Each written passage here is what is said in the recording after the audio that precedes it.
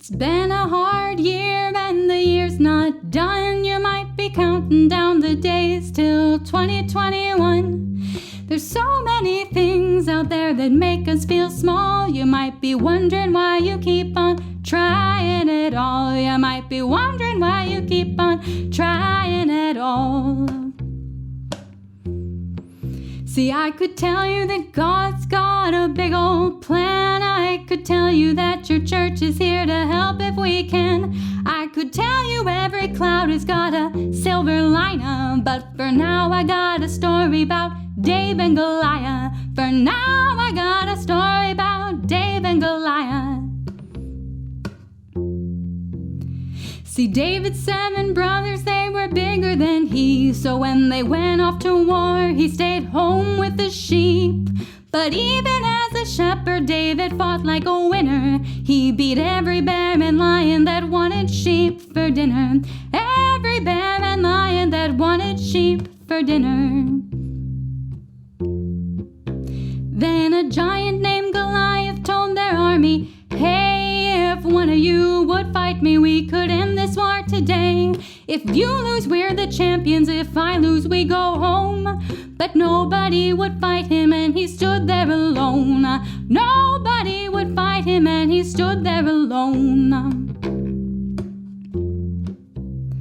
Now David came to visit and it put him in a mood, and that just because he's tall this guy would be so rude. He said, "Does no one else believe that God has got our back?" Well, the word got to the king that Dave was on the attack. Word got to the king that Dave was on the attack.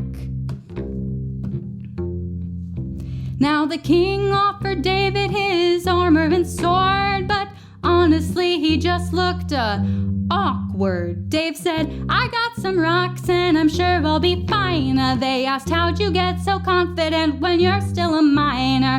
How'd you get so confident when you're still a minor?" Dave said, "I'll tell you my secret, tell you why I'm not scared when the sheep get attacked by a lion or bear. God doesn't need big weapons to save us. God's got the battle and that makes me brave. God's got the battle and that makes me brave."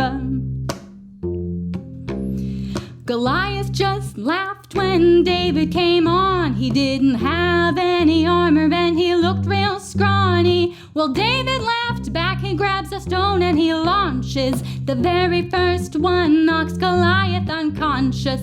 The very first one knocks Goliath unconscious. So if there's something in your week that makes you feel scared, know that God loves scrawny kids who show up unprepared. If God could make a victory with David's old rocks, you know, he could do the same with what you've got in your pocket. God could do the same with what you've got in your pocket.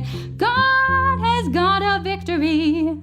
Now go out and walk it.